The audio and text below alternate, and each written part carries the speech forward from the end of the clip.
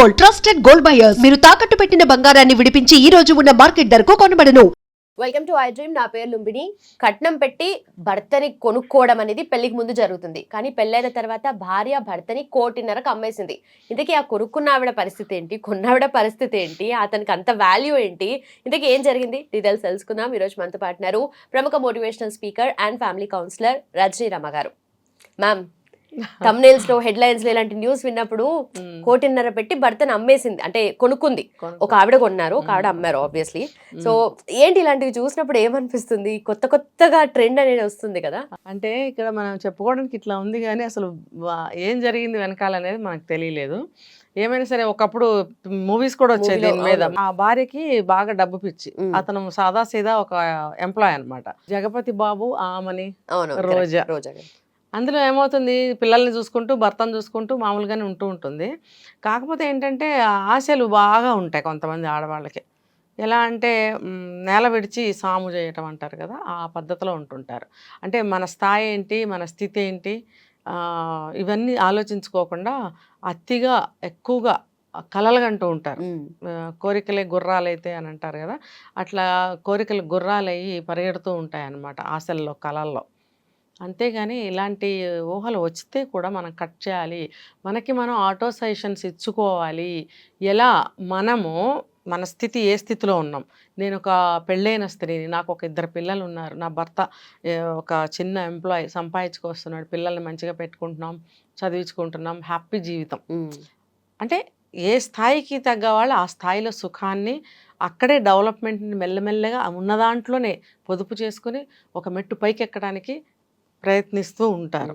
మధ్యలో ఈ పనికిమాలిన కలలు, ఆశలు కన్నారంటే అది సాకారం అవుతాయో లేదో చెప్పలేం.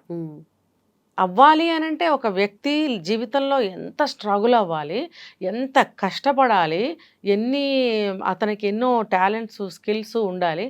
అప్పుడు కానీ అతను ఒక మెట్టు, అంటే అతను అనుకున్న కళల గోల్కి చేరుకోలేకపోతాడు. అది చాలా కష్టమైన విషయం.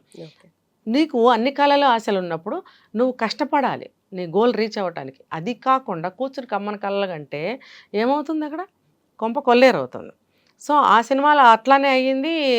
ఎంత చెప్పినా వినిపించుకోలేదు, ఆవిడకేమో కోరికలు ఎక్కువ, చివరికి అమ్మేసింది. ఒక ఆవిడ ఇది గమనించి, అంటే ఏదో కథ ఏదో ఉంది, 2 పిల్లులు కొట్టుకుంటుంటే ఒక కోతి వచ్చి బన్నుని సగం సగం సగం సగం వేసి అంత తినేస్తుంది. గమనిస్తూ ఉంటుంది. అంటే మనం అనుకుంటాం మనల్ని ఎవరు గమనించట్లేదు అని, కానీ ఎవరికి ఏది కావాలో దానికోసం ప్రతివాడు వెతుకుతూనే ఉంటాడు. అవునా? వీళ్ళిద్దరిని గమనించిన ఒక అమ్మాయి అతని యొక్క మంచితనాన్ని, భార్య మీద అతనుకున్న ప్రేమని, ఇదంతా గమనించినప్పుడు అది నా సొంతం ఎందుకు కాకూడదు అని ఆమె కలలు ఆమెకు అన్నది. కానీ ఏం చేసింది, ఒక ట్రై చేద్దామని చెప్పి మెల్లగా వచ్చి అడుగుతుంది, నీకు డబ్బు కావాలి కదా, నేను ఇస్తాను, నీ భర్తను నాకు ఇస్తాను. ఎగిరి గంతేసి మరీ తీసుకుని, అందులో కూడా ₹1,00,00,000 ఎంత ఉంది అందులో కూడా కదా. అలా ఆవిడ దగ్గర డబ్బు ఉంది, అంత మంచి వ్యక్తిని తను పొందాలని అనుకుంది. ఈవిడికి వద్దన్న వ్యక్తి చాలా మంచివాడు, నేను తీసుకుంటాను అనుకుని డబ్బు ఇచ్చింది, కొనుక్కుంది. బహుశా ఇక్కడ కూడా అలాంటిది ఏదైనా జరిగిందా? అలాంటిది అంటే అలాంటిదే కాదు. ఇప్పుడు ఒక అతనికి ముందుగానే పెళ్ళికి ముందే ఎవరితోనైనా ఎఫ్ఐఆర్ ఉందా, లవ్ ఎఫ్ఐఆర్, ఆ అమ్మాయి కూడా అతన్ని బాగా ప్రేమిస్తుందా, పెళ్ళి అయిన తర్వాత ఆ విషయం ఈవిడికి తెలిసిందా? అంటే సినిమాలో కథలాగా ఇక్కడ జరుగుతుందని మనం చెప్పలేం కదా. ఇక్కడ జరిగింది ఇదే ఉండొచ్చు. ఈ అమ్మాయి ఏంటి, నా వేరే అమ్మాయిని ప్రేమించి పగలో రాత్రి ఆ అమ్మాయినే గుర్తు తెచ్చుకుంటుంటే నాకెందుకు ఈ మొగుడు అనుకుందేమో. మరి అమ్మాయి దగ్గర కూడా బాగా డబ్బులు ఉన్నాయేమో, అయితే డబ్బులు ఇచ్చి తీసేసుకో. ఇక్కడ రెవెంజ్ ఒకటి నాకు అర్థమవుతుంది లుంబిని. ఒకవేళ ఆ అమ్మాయి కూడా ఏమన్నా కట్నాలు, కానుకలు, బంగారాలు ఇచ్చి పెళ్లి చేసుకుందేమో అతన్ని. మరి ఆ రికవరీ నాకు, నువ్వు కూడా నాకు ఆ 1,50,00,000 నాకు ఇచ్చి ఈ వ్యక్తిని తీసుకెళ్ళు అని అన్నదేమో. సో అందుకని చెప్పి ఆ అమ్మాయి దగ్గర డబ్బు ఉంది, ఆ వ్యక్తి కావాలి, ఆ డబ్బు ఇచ్చి అతన్ని తీసుకెళ్ళిందేమో. ఇప్పుడు ఇందాక ఒక క్వశ్చన్ వేసావు, అతను ఎలా వెళ్ళాడు. అతను ఎలా వెళ్ళాడంటే, ఇప్పుడు సినిమాలో అయితే ఏదో కారణాలు చూపిస్తాడు, సినిమా కాబట్టి. నిజ జీవితంలో అలా ఉండదు. ఎందుకు వెళ్ళిపోతాడు? 1.5 ఇచ్చినప్పుడు నా అతను కూడా భార్య ఆ ఇష్టం ఉండాలి. నాకు రావు కదా 1.5 నా భార్య తీసుకుంటుంది. అలాంటప్పుడు నేను ఎందుకు వెళ్ళాలి అని ఆగుతారు ఎవరైనా అక్కడ. కానీ వెళ్ళాడు అని అంటే అక్కడ ఆ అమ్మాయికి ఆ అబ్బాయికి ఏదైనా ఉందేమో, ముందుగానే ప్రేమ వ్యవహారం ఉందేమో, లేకపోతే వాళ్ళిద్దరికి ఏమైనా అక్రమ సంబంధం ఉందేమో, ఆ అమ్మాయి దగ్గర డబ్బు ఉందేమో. ఇది తెలిసిన ఈ అమ్మాయి వాడు నాకెందుకు అనుకుని ఇలా ఇచ్చేసి నేను ఇలా కొనుక్కున్నాను నా భర్తని, ఎందుకు నేను కట్నాలు ఇచ్చి కానుకలు ఇచ్చి, మరి అది నాకు ఎవరు రికవర్ చేస్తారు, నేను ఎలా బ్రతకాలి, మేబీ పిల్లలు ఉన్నారేమో తెలియదు. కాబట్టి నువ్వు కూడా అంత రీప్లేస్ చేసి నువ్వు తీసుకెళ్ళి, ఏదైనా జరిగి ఉండొచ్చు. ఎందుకంటే ఇది రివెంజ్ కింద కూడా వస్తుంది. అంటే నేను అనుకోవడం ఇలా జరిగి ఉండొచ్చు. ఎందుకనంటే ఇప్పుడు మనసు లేని మనిషితో కాపురం చేయలేరు. మరి తను బ్రతకాలి అని అంటే ఎలా బ్రతుకుతుంది? ఇప్పుడు తల్లిదండ్రుల దగ్గరికి వెళ్ళి తలదాచుకోవాలంటే అక్కడ కూడా బాధాకరమైన పరిస్థితే ఉంటుంది. ఏదో పిల్లల్ని ఎలా సాకాలి ఒకవేళ పిల్లలు ఉంటే. కాబట్టి వాళ్ళు ఇచ్చిన కట్న కానుకలు తిరిగి రావు. సో ఇలా ప్లాన్ చేసి ఆ అమ్మాయిని అడిగితే ఆ అమ్మాయి ఇలా డబ్బు ఇచ్చిందేమో. కాబట్టి నేను చెప్పినట్టు ఎప్పుడు కూడా మనల్ని ఎవరికి ఏది కావాలో వాళ్ళు గమనిస్తూనే ఉంటారు. అది మన దగ్గర ఉందంటే మనల్ని వాళ్ళు గమనిస్తూ ఉంటారనే విషయం ఒళ్ళు దగ్గర పెట్టుకుని జాగ్రత్తగా మనం కూడా అటు ఇటు చూసుకుని వెళ్ళాలంటారు కదా, అలా అటు ఇటు చూసుకుంటూ బ్రతకాలన్నమాట. అంటే జీవితాన్ని కాపాడుకోవటం నేను చెప్పేది. కాస్త అటు ఇటు చూసుకుని వెళ్ళండి. మనల్ని ఎవరైనా గమనిస్తున్నారా? అదిగే చెప్తారు, బయట భార్యాభర్తలు ఎప్పుడూ కూడా రూమ్ బయటకు వచ్చి మాట్లాడుకోకూడదు, రూమ్ బయటకు వచ్చి వాదనలు చేయొద్దు, లేదు ఒక విషయం గురించి డిస్కస్ చేసుకోకూడదు. భర్త తప్పు చేసినా భార్య తప్పు చేసినా అక్కడే అడిగేయడం అలాంటివి చేయకూడదు అని ఎందుకు చెప్పారంటే వీళ్ళ బంధం ఎలా ఉంది అనేది అవతల వాడికి తెలిసిపోతుంది. వీళ్ళ వ్యక్తికి తెలియకుండా వీళ్ళిద్దరి మధ్యన ఏదో లూప్ హోల్ ఉంది అనేది అవతల వాడికి తెలిసింది అంటే అవతల వాడు ఏదో అనుకో వాడు ట్రై చేస్తాడు.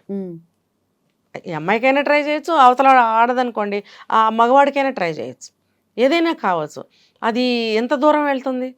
కాబట్టి నలుగురిలో ఉన్నప్పుడు తల వంచుకోవాలి, నోరు విప్పకూడదు. ఒకళ్ళు మాట్లాడితే ఒకళ్ళు నోరు మూసుకొని కూర్చోవాలి. కానీ ఇంత చేసి పెళ్లి చేసి ఆ పెళ్లికి వాల్యూ లేదు, దాని తర్వాత ఎమోషన్స్ కి లేదు, మరి ఇట్లా అమ్మడం ఏంది మ్యామ్ అసలు? అది నేను చెప్తున్నా. దీని వెనక ఏం కథ జరిగిందో ఒకవేళ మనకు తెలిస్తే మళ్ళీ ఇంకో వీడియో చేద్దాం. ఏంటంటే ఇక్కడ పెళ్ళికి వాల్యూ లేదు అని అంటే నాకు తెలిసి ఈ అమ్మాయి అమ్మేసింది అని అన్నారు కదా, అది ఆ అమ్మాయి నేను చెప్పిన స్థితిలో కనుక అమ్మేసినట్టయితే కరెక్టే చేసింది అనుకుంటున్నా. పెళ్ళికి వాల్యూ లేదని మనం అమ్మాయిని అనకూడదు. ఇక్కడ పెళ్ళికి వాల్యూ తెలియంది అతనికి. కాబట్టే ముందుగా పెళ్ళికి ముందే ప్రేమ వ్యవహారం ఉండి ఇప్పుడు మళ్ళీ నడుపుతున్నాడు ఆ అమ్మాయితో, లేదు ఒక అక్రమ సంబంధం పెట్టుకున్నాడు అంటే రెండు విషయాల్లోనూ అతనిదే కదా తప్పు. ఆ మూడో వ్యక్తిని మనం అనకూడదు అసలు. అర్థమైందా? మూడో వ్యక్తిని ఎప్పుడు అనకూడదు. ఇప్పుడు ఒకటి చెప్తూ ఉంటాడు మనకి, దిగరా దిగరా దిగరా అంటాడు. అది లోతెంతో తెలుసుకుని కదా మనం దిగాలి. దిగమన్నాడని దిగేస్తే పైకి రాలేవు నువ్వు. వాడి మీద ఎలా నువ్వు నెడతావు నెపాన్ని? దిగమన్నాడు అందుకే దిగమన్నాడు అందుకే దిగమన్నాడు అంటావా? నీకు బుద్ధి జ్ఞానం, నీకు విచక్షణ జ్ఞానం నీకు ఉండాలి. అది ఎంత లోతుందో ఏంటో, దిగటం ఈజీగానే ఉంటుంది, ఎక్కడం కష్టం అనే ఆలోచన నువ్వు చేయాలి. కాబట్టి మూడో వ్యక్తిని ఎప్పుడు అనడానికి అసలు అవకాశమే లేదు.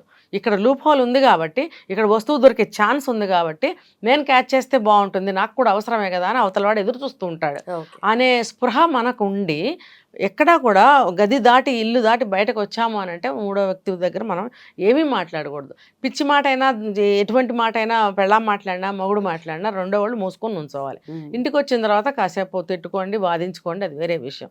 నెక్స్ట్ టైం రిపీట్ కాకుండా ఉండేలాగా చూసుకోండి. అది మీ బంధాన్ని బట్టి ఉంటుంది. అది మీరిద్దరూ ఒకళ్ళ మాటకు ఒకళ్ళు విలువిచ్చేవాళ్ళు అయితే రెండోసారి అది రిపీట్ అవ్వదు.